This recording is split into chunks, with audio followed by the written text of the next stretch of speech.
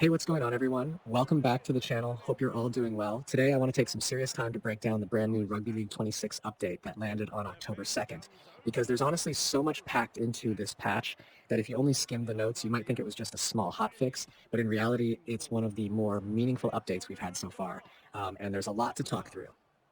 Not just in terms of what's officially been added, but also how the community is reacting, what people are finding still a bit rough around the edges, and what this means for the game moving forward. So let's start with the basics. The update went live right at the beginning of October, and the first thing most people noticed was the fresh content for Pro Team, because they rolled out Team of the Week set 2 cards, which for anyone who's been grinding that mode is a big deal since new card drops are the lifeblood of Pro Team. It gives players something fresh to chase, keeps the economy moving, and generally spices things up. Now, the cool thing about this drop is that it shows Big Ant isn't letting Pro Team lag behind while they're also trying to fix gameplay and career mode. They're actually trying to keep both sides of the audience engaged because there are folks who only care about Pro Team and the pack openings and the thrill of building that perfect squad. And then there are the folks who care much more about the realism of a career season or play now. Now, speaking of career, one of the headline changes this time is the introduction of custom leagues and custom clubs. And this is huge because if you've ever spent time with previous rugby league titles, one of the biggest complaints was always about career mode feeling a little too rigid, like you couldn't really shape the world the way you wanted. Well, now you can actually build custom setups, create your own leagues, add your own clubs, and that gives people who are creative the chance to build something unique. And it also helps with immersion because if you want to simulate a certain kind of competition or even restructure the whole league system to fit how you think it should be, you can do it. It's a small step on paper, but for the community, it's a quality of life upgrade that makes career mode a lot more replayable. The Play Now lineup save feature is another one of those little details that actually matters a lot more than you might think, because before this patch, if you tweaked your lineup in Play Now and wanted to use that exact setup again later, you had to manually redo it, which was just tedious. Now you can actually save and load lineups, which is the kind of basic convenience feature that sports games really need. Especially if you've got a certain setup you love running, or if you play with friends and always want to use a particular custom lineup without wasting 10 minutes rearranging everything before each match. Gameplay-wise, the update also tackled some important stuff. One of the fixes people had been calling out for weeks was around the play the ball marker awareness, because sometimes the game would just feel completely broken there.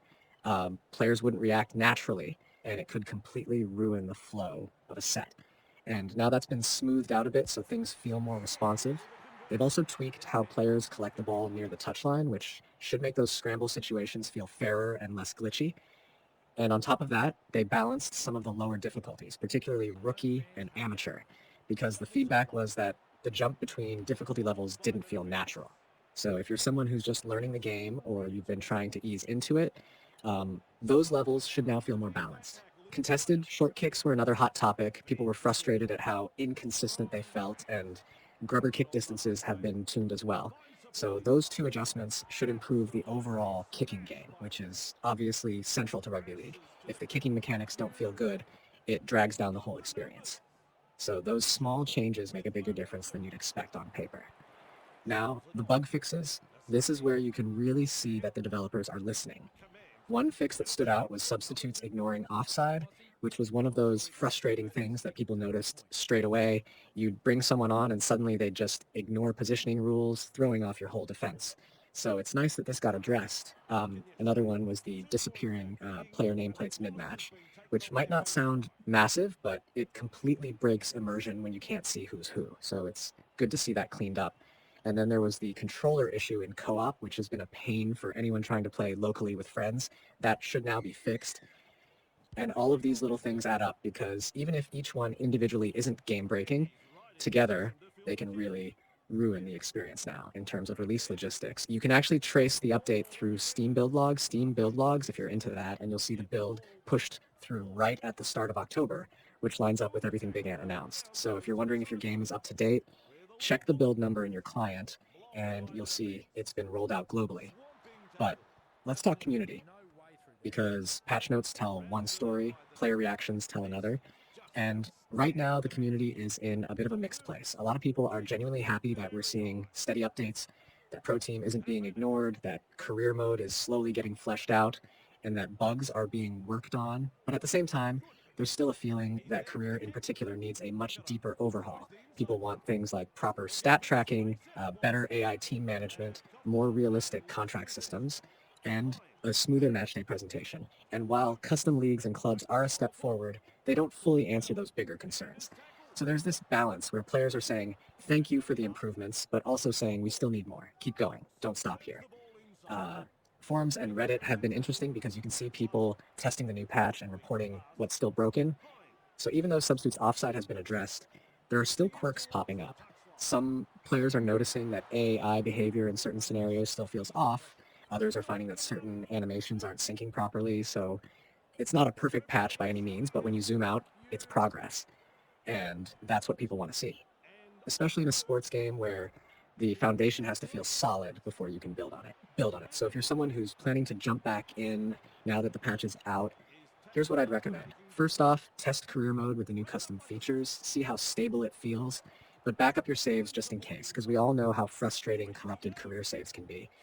Second, mess around and play now with lineup saving. It might sound like a tiny feature, but trust me, once you use it, you'll wonder how you ever lived without it. Third, if you're into Pro Team, check out those new cards because they'll give you fresh reasons to play. Uh, and finally, if you come across bugs, document them, make clips, and share them on the forums because that's the fastest way to get developer attention on the issues that really matter. The big picture here is that this patch shows Big Ant are in it for the long haul. They're not abandoning Rugby League 26, they're actively supporting it. And while it's never going to be perfect overnight, the key is consistent updates, steady improvement, and meaningful community engagement. And that's what we're starting to see. So, in summary, October's update brought new content with Team of the Week Set 2. Career got some fresh flexibility with custom leagues and clubs. Play Now became more user-friendly with lineup saving. Gameplay tweaks made matches smoother, especially around the play the ball and kicking mechanics. Key bugs like offside subs and disappearing nameplates got squashed. And the community is cautiously optimistic but still hungry for more. And honestly, that's a good place to be because it means people still care enough about this game to push for improvements, and the developers are listed to deliver patches that actually make a difference. And if that cycle continues, Rugby League 26 could slowly turn into a game that people look back on and say, hey, that launch was rough, but the end product became something really solid anyway. That's my full breakdown of the October 2nd Rugby League 26 update. Hopefully that helps you understand not just what changed, but why it matters and how it affects your experience, whether you're into pro team, career, or just casual matches. If you've already played the new patch, let me know in the comments how it feels for you, what's working, what's still broken, and what you want to see next. Because those discussions actually do make their way back to the devs. And the more constructive the feedback,